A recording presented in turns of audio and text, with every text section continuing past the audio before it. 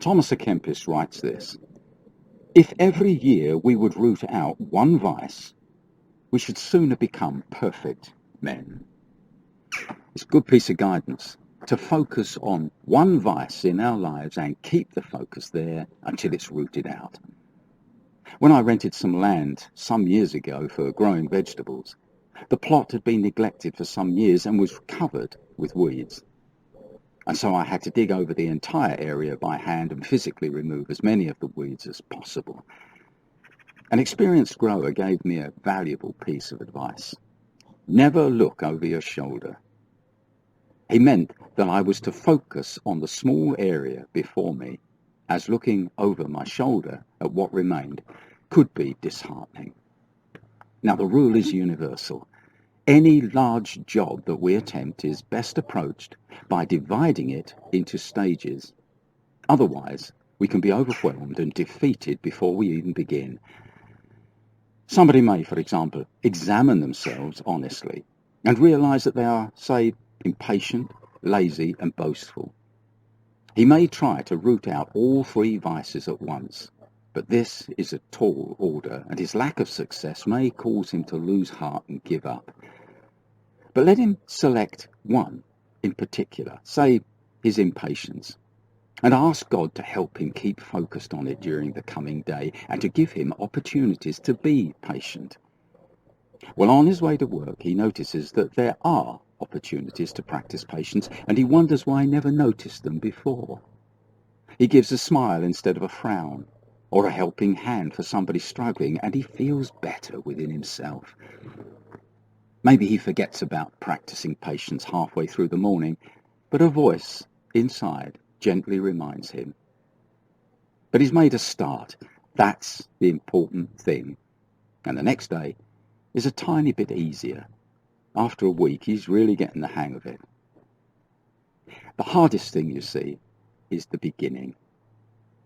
Rossetti wrote a poem about the road leading uphill all the way. That may be true, but it's definitely steepest at the beginning. Thomas à Kempis reveals a secret.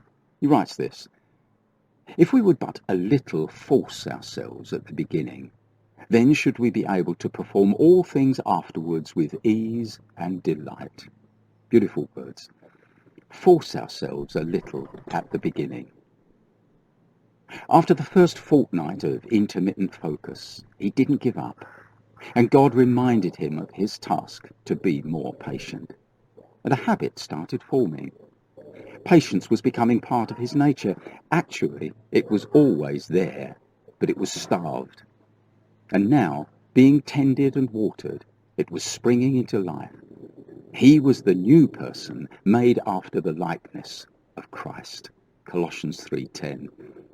You see, we've been given all things in Christ, 2 Peter 1:3, and that includes patience and goodness and kindness and decency and love and mercy. But we must water the seed with faith and perseverance, and God will bless the growth. After the initial difficulty, he practiced his newly discovered patience with ease and delight, in the encouraging words of Thomas à Kempis.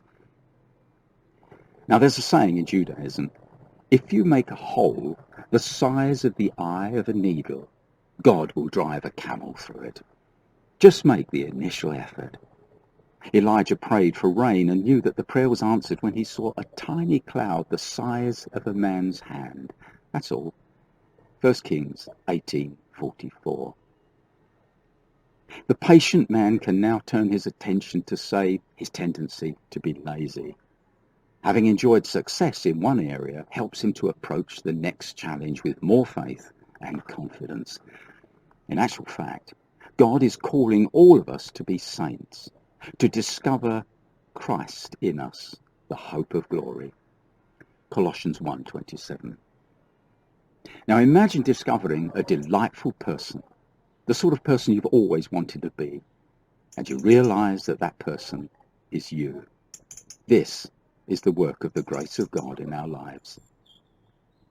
We're not to be discouraged, by the initial struggle and think that we'll have to keep it up for months or years.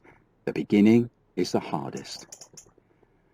If we can manage that, then there is every reason to expect that we can go on to perfect victory and see that the old has gone and behold the new has come. I am a new creature in Christ.